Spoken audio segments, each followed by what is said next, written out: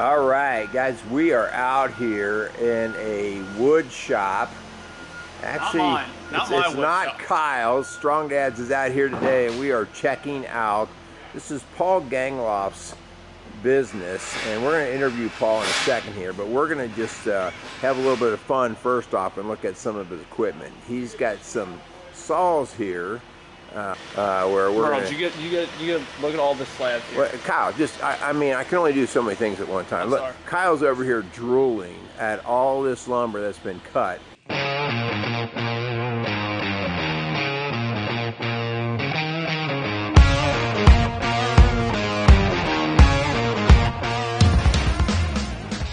Strong Dads wants to thank Quality Auto Mart and Service for being a proud sponsor of the Strong Dads podcast. Started in 1985 and going strong for all these years. Recently, Quality Auto Mart has transitioned from owners of Mark and Nancy Repke to longtime employee Fred and Lorene Venus. For all your automotive needs and golf cart needs, check out Quality Auto Mart, located across from Indian Lakes on Highway 46 outside of Batesville, Indiana.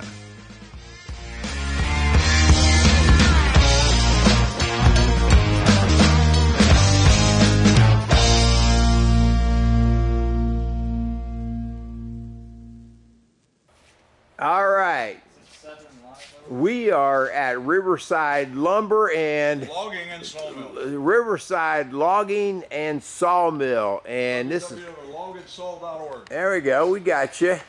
All right, and so Kyle and I are here for Strong Dads, and we are talking to Paul and Richie and Leon.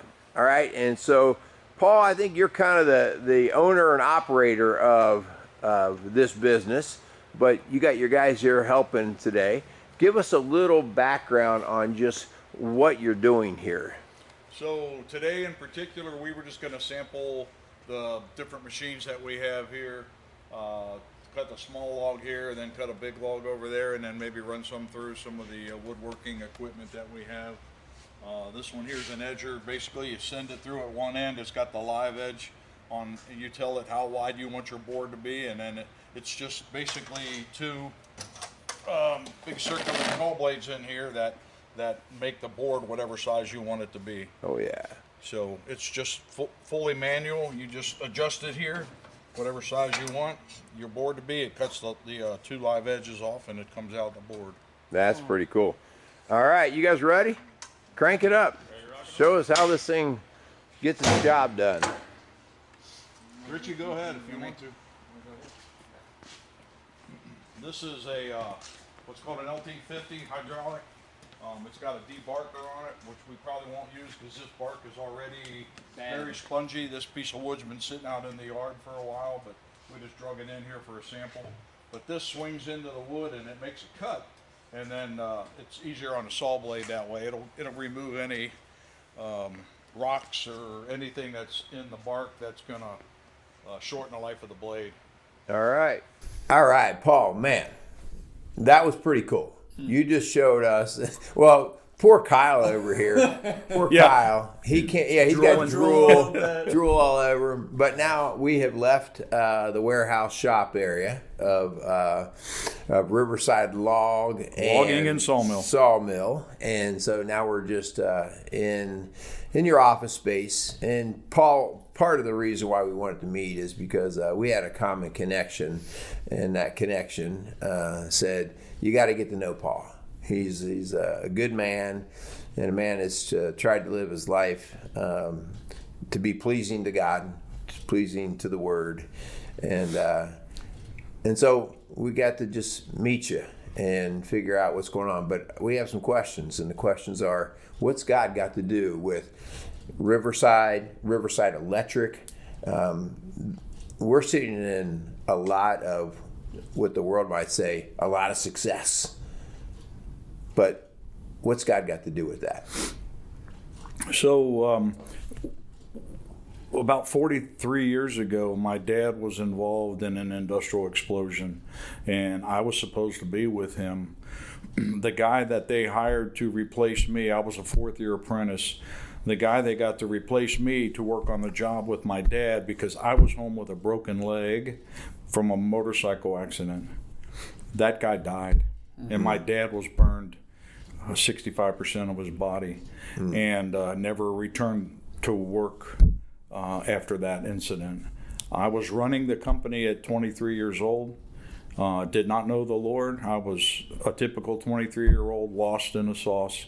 Back then, the old expression, not proud of it, but, drug, sex, and rock and roll. I was solidly in that, that era. And, I was 23. I was getting married the following week. I had a broken leg. But I was alive, and my dad was laid up in the hospital for 6 months, never returned to work. Wow. Quickly found out I was in over my head, and it took a couple years. My wife came to the Lord first, and it took a couple years to convince me. But it was the greatest thing I ever did, was come to the Lord, submit to Him. Immediately submitted my life to Him, submitted the company to Him, our family and children and everything. So really the Lord is the CEO of the company. We're just here, just operating as led of the Lord and just trying to seek Him in everything we do. Yeah. What in your description, what does it mean to submit to the Lord, to submit the company, to submit yourself? What does that mean? Well, for me, I start out every day in the Word. I besides other reading in the Word, I'm not real big on other people's materials. It's great. I love it. But to me, it's kind of their revelation versus mine. Right. I want my own revelation. I want to hear from God. I want to talk to the Lord. And so I start every day, 7 chapters Old Testament, 2 chapters New, and then anything else I feel led to read. And that'll get you through the Bible in less than 6 months. So to me, submitting to the Lord means really just obeying what I read, obeying what I hear, obeying what I feel led to do by the Spirit of God. Yeah. So what I call submitting to the Lord. Yeah. When you did that, so here you are, you're running this company, and you're still really in your 20s when you're going through this transition. What started to change in terms of how you functioned day to day in the company and even in your relationships? What started to change that maybe even people noticed, right? When you do submit your life, you ought to be seen as a little bit different. Yeah, for Paul's sure. gotten weird. What's happened to Paul? Absolutely. Yeah, 100%. All the guys that knew me were shocked. The transition for me was radical. It was radical. I was instantly delivered from all those vices, and I had no more desire to go back to them. So it was a radical transformation that was quite noticeable. Did something just hit you to do that, or it was radical in your mind? Like, I mean, I know the event happened with your dad and all that, but you still continued to be kind of the wild man. And was it just an awakening of your mind, or did something happen where you went, it's time for me to surrender? Yeah, no, great question. I'll try to condense it as best I can. My wife had always told me, I thought I was just like a good guy, right? I hadn't killed anybody. I wasn't a choir boy, but I hadn't killed anybody. I was something in between. I was a good guy. And I figured God's not going to send good guys to hell. So I felt safe in my little zone there, being in the good guy zone. I did have an incident where, again, trying to just condense this, but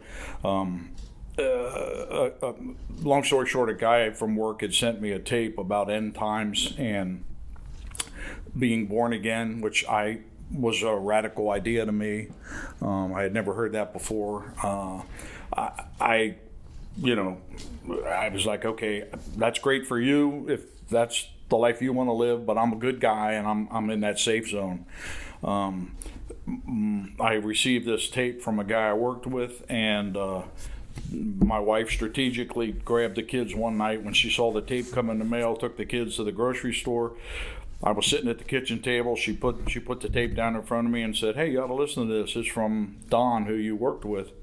And I'm like, oh man, Don was a freak, man. That dude sit in the corner at lunch and would read his Bible, and he wouldn't look One at of those girls. holy rollers.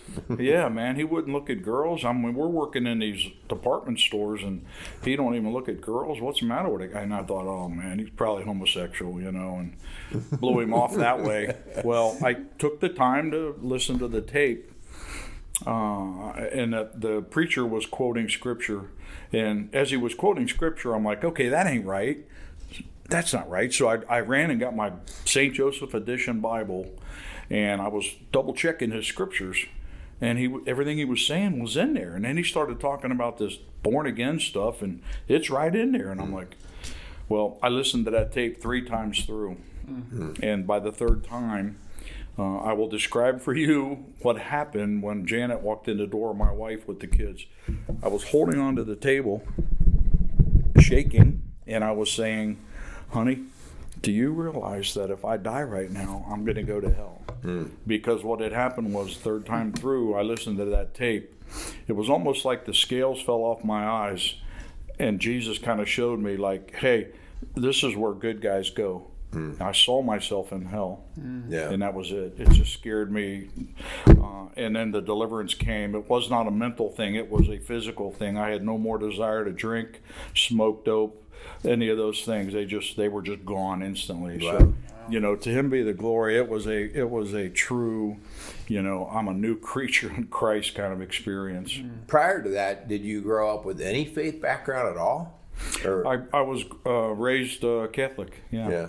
Yeah. So you weren't totally unfamiliar with the name of Jesus and correct that sort of thing, but your religion was basically, hey, I'm a good guy, so that's really all I have to be. Yeah, and my grandma had actually told me that. She actually told me that that was my ticket. The fact that I'm a good guy and I'm good enough, and that's it. And man, I believe that lock, stock, and barrel. It never changed my life. That good guy thing never changed my life, but meeting Christ that night changed my life. Yeah, wow. Well, talk a little bit about that. So obviously we were out in the wood shop. I want to call it the wood shop. Is that fun? Sure. We came in here and the electrical side. So obviously you got your hands in a couple of different places.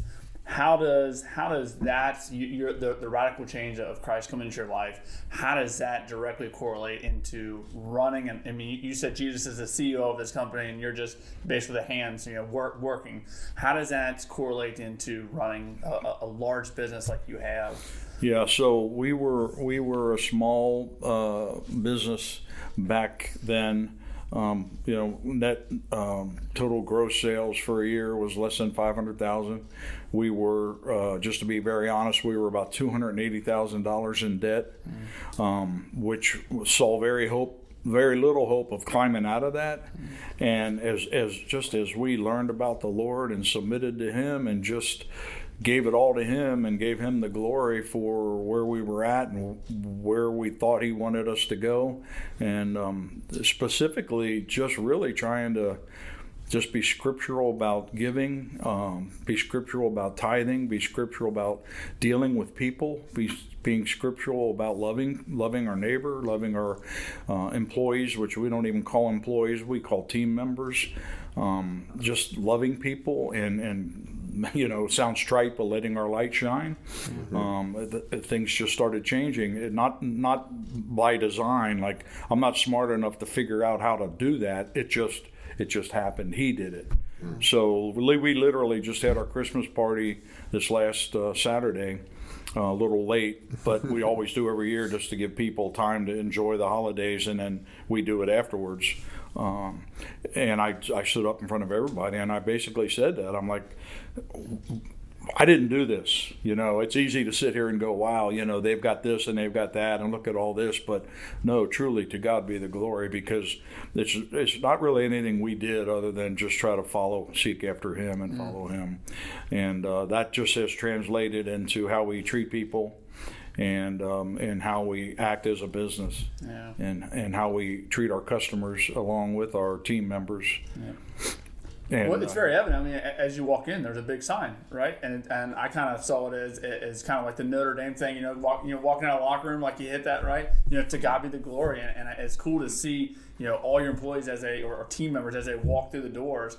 That's like the mantra, right? I mean, and I think it's really cool, like that has been set. The precedence is set for your company. I think it's really cool. Yeah, and I mean, in all honesty, not every employee here knows the Lord or wants to know the Lord, and we look at them obviously as our mission field. Yeah. We're here for a reason. We try to use this business as a platform for ministry. What we do is like Paul did, who made tents, right? Mm-hmm. And we do the same thing here. Our electric business, our wood business, is nothing more than an opportunity to meet people, reach people, and hopefully spread the gospel. At least plant some seeds. Mm-hmm. Yeah. So Paul, this is Strong Dads. This is our program. This is what we do. You are a father of 4 kids, right? And so you are a dad and a husband. What does a follower of Christ do as a father and husband? How has that impacted how you've raised your kids and been married to your wife? Yeah, that's a great question as well. I would say BC for me, I was solidly following after kind of the way I was raised by my own father, which was hard-headed German, strict disciplinarian. Kids act out of line, snap them up, spank them, send them to their room, and it's over. Don't even listen to their side of the story. Don't care about it. Just discipline and walk away. Wow, look what the Lord has done. I remember. Snapping my kids up, by one arm and spanking them like my dad did me. And I think back now and how, wrong that is. I did it in my anger and I did it in frustration. Mm-hmm. And thank God it was just 2 or 3 years before I came to the Lord, and things just changed. The Lord showed me about the proper way to discipline, not in anger, not in frustration, but lovingly. Sure, I still spank them. That's what the Word says to do. The rod of correction drives evil out, and I believe that, and I saw that. Not all our children turned out as angels. That's one in particular was a project, but we continued to love him and try to follow the Lord and how we handled our relationship with him. So it radically changed how I. Before I didn't really maybe listen to my wife and her input on discipline. It was my way or the highway. Right. And now I learned to, maybe she sees things a little different. We would collaborate on the right, proper discipline. I know I'm hitting a lot on discipline here, but we would collaborate on what we felt we needed to do as a team. Yeah. Versus just me snapping them up and disciplining them, and then moving forward like that. So it radically changed how I disciplined, and as far as raising them, always put the Word first, put the Word on them all the time, encourage them to be in the Word. There's a movie, I can't remember what the name of it is, but the kids still say it. We still say it to each other. The movie, the man is saying to his kid, read the word. Well, the kid was trying to read his, see Dick run, yeah. see Jane run. And the dad was instructing him, because the little boy wouldn't read because the dad was a slow learner. I can't remember the name of the movie.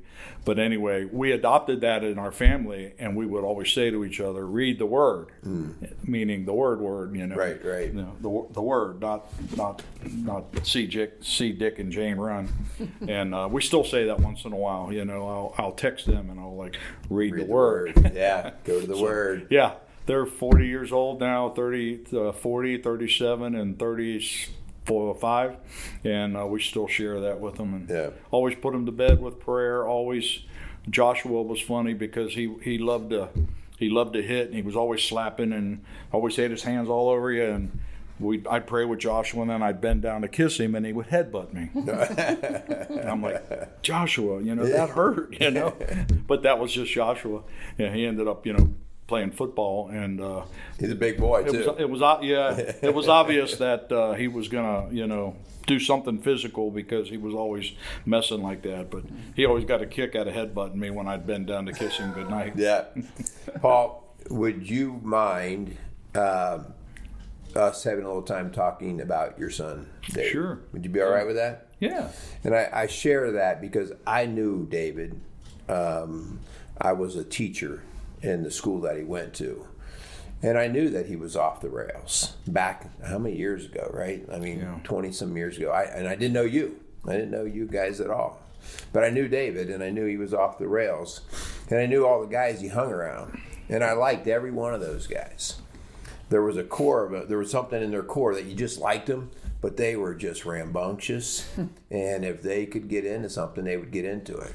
And I watched David get himself into trouble with the law and different things. And but I'd like to share, or have you share kind of the rest of the story. And the reason, because I think sometimes people from the outside think that because you follow Christ, that your life is going to be easy. You're going to have the material goods. You're going to have all of the blessings. And it's tragedy happens, right? And so would you share that story a little bit about Sure, David? Yeah. So something had happened with David right around 6th or 7th grade. I think he got beat up or something, and he was a little guy, a little skinny guy. And, it's just kind of like you could just tell that he had a chip on his shoulder, and he wasn't going to let anybody beat him up again. And he was going to be the tough guy, and he was going to be the guy that if you dared him to do something, he was going to do it. And he kind of started heading down that road. The group he was with, they all kind of had that same mindset, just like you said, good way to describe it. They were kind of rowdy and rambunctious, got into trouble.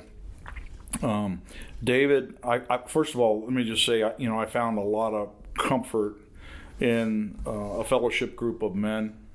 It was actually a business group, and all the members had an opportunity to share business problems or whatever they wanted to share. And we were growing at the time. I mean, exponential growth. And there's David, just getting all squirrely. But when I shared in that group, it was always about family. It was always, guys, help me be a better dad. Help me be a better father. There was times I'd go to my mom and dad and talk to them. Help me through this situation. I'm desperate. And we really just tried to really just focus in on what the Lord wanted us to do, because things went from bad to worse to worse. David ended up spending time for, robbery, and ended up spending a couple years in jail, which was an extremely hard time for us because, as you can imagine, I mean, that's just, something unheard of. Visited him as much as we could and just continued to try to love him and accept him. I was reading the story of the prodigal son, and it gave me such great hope in that the son came back, right, and he had to go as low as he did before he came back. And there's a line in there that I missed. I've read it 100 times, but there's a line in there that I had missed. The boy got so low that it says nobody gave him anything. In other words, he was done. He had burnt every bridge. Right. He had completely exhausted every avenue where he could, draw from, and everybody had cut him off, and that changed him. And David got to that point. David got to the point where he was eating the stuff pigs would have ate, and that's what it took. And I let him go there. I did not try to go pull him up out of the pig slop. I let him go there because he needed to bottom out. Yeah. And once he bottomed out, then the Lord was able to start rebuilding him, and he gave his life to the Lord. He had been in and out of several drug rehabilitation programs, and I've been through that cycle with other people, even team members here, who have went through that cycle. And every time they go through that, you're just hope and pray this is the one where it sticks. Yeah. I hope it sticks this time. But I would encourage any father to just hang in there and just keep praying. Silently pray, share as led. I would just meet David, and I promised I wouldn't share the Lord or preach to him, but I would at least try to get together with him. And maybe David liked to eat, so with me it was I'd meet him at a restaurant and we'd sit down maybe for half an hour and then just eat and talk and share. Yeah. And I just kept it on that level. I just kept trying to love him, and he ended up coming to the Lord maybe for the fifth time. Again, you're like, oh, I hope this is the one. And to hear his wife talk that week, the days he was still alive, he came to the Lord on a Sunday, but he came 100% to the Lord. Like he was at the bottom, and he came. And his wife says it was the greatest 3 or 4 days of their entire relationship. They had been married for years, because David was truly born again. Yeah. He really was changed. He was a new creation. And he ended up dying Thursday of that week. He was standing in front of the altar at church on Sunday, and the following Sunday he was laying at that same altar in a casket. And he died of bacterial pneumonia. Wow. Jeez, oh Pete. Not related to the drugs or anything. No, he was clean. His autopsy, he was clean. He had a trace of marijuana in his system.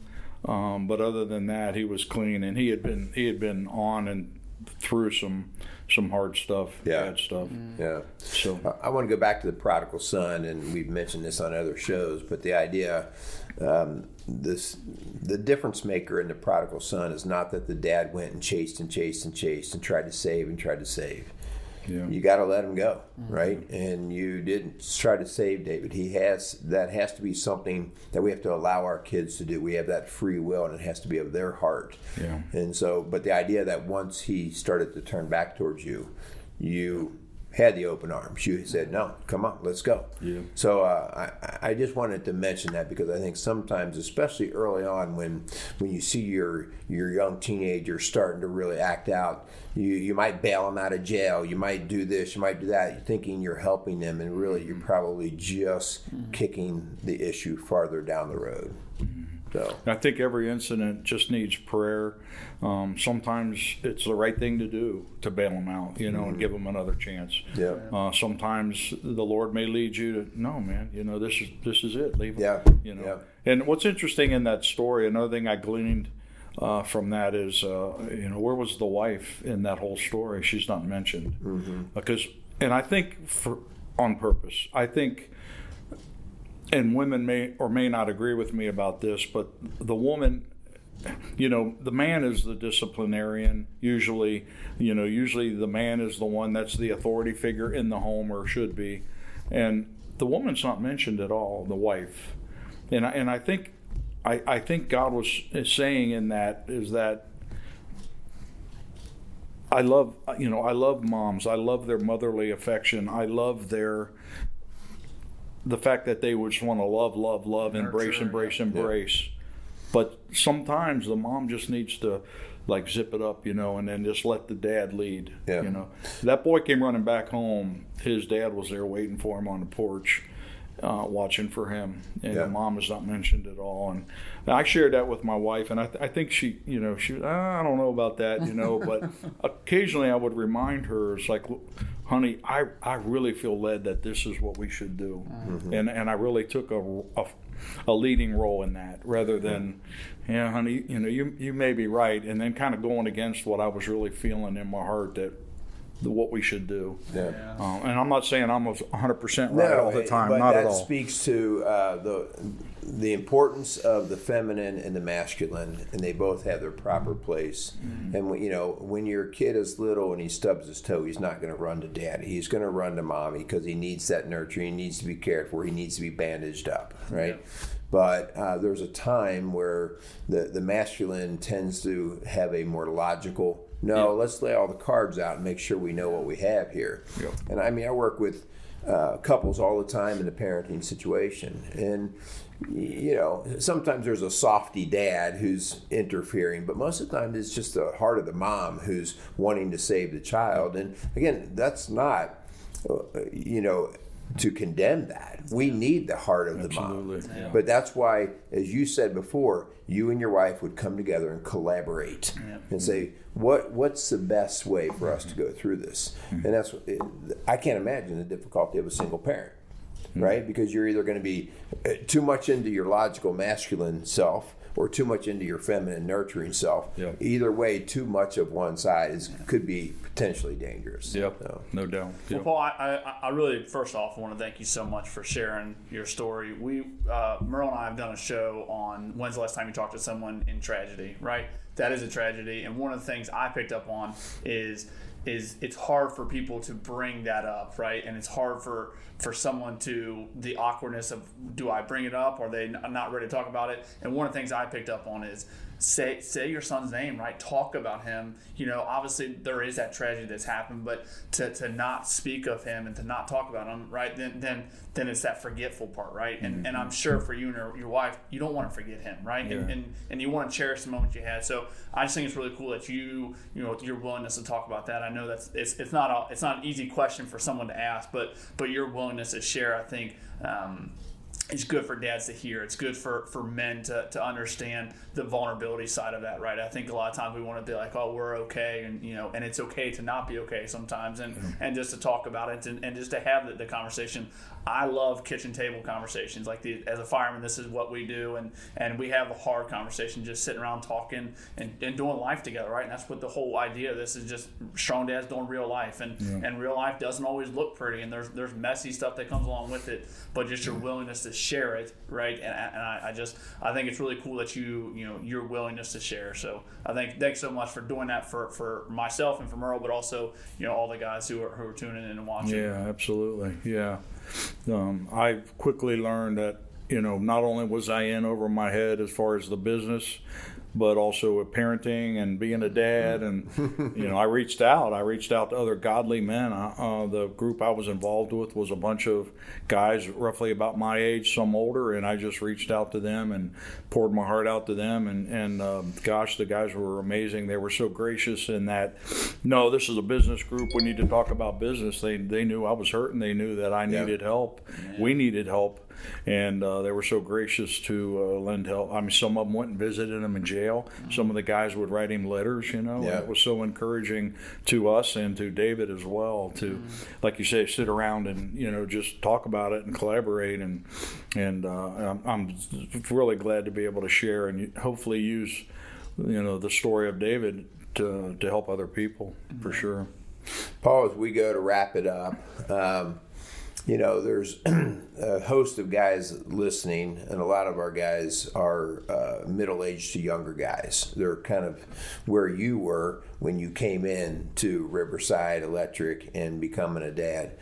What kind of words of advice or inspiration would you have for these guys? That's a good one. I would say put the Lord first, always. Seek Him. He has all the answers. We think we know in our little brains, but we don't know the full mind of Christ. We don't know the full counsel of God on things. So I would say always seek the Lord first. Well, that's the most important thing. Just seek Him. My wife came to the Lord by just believing that one scripture: seek first His kingdom, and everything else is added. And she stood on that scripture. That's all she knew, and she stood on that scripture. And I came to the Lord, and other people in our family, other team members here, put the Lord first, seek Him, seek His counsel always, and allow Him to always lead and guide is really the most important thing that I could share with anybody. Yeah. Always put God first. Yeah. Well, we want to thank you. We want to thank you for the fun shop time. Yeah. Kyle, you will be leaving today, all right? I think Kyle's already tried to apply for a job here. You didn't even have any openings, and he's trying to create one. We just want to thank you for your time. We want to thank you for your testimony. Yeah. We want to thank you for just being the man that you are, and not a perfect man, right? That's not what we are about. Did you miss that part of it? Maybe. Yeah. The idea that we stumble around, but we gotta pick ourselves up and know who we're seeking, right? So we want to thank you for sharing that story. You're welcome. All right. Yeah, thank you guys for the opportunity. Yeah. So we want to thank our sponsors. We want to thank Quality Auto Mart and Casey's Outdoor Solution for just helping us continuing to promote the work that we're doing and going out and actually seeing real men doing real things. And so we just want to thank you for all of that. So, all right. We're going to wrap it up. Paul, thanks so much. Thank you. Go out there and meet some strong dads. Casey's is a premier garden center and gift shop located in Lawrenceburg, Indiana. Casey's offers a wide selection of plants, landscaping materials, home and garden decor, and gifts for every occasion. Casey's is committed to providing exceptional service, a unique shopping experience, and value to every customer. Stop in and see what makes Casey's so unique. Located at 21481 State Line Road, Lawrenceburg, Indiana, or call 812-537-3800. Let Casey's help you add beauty to your home.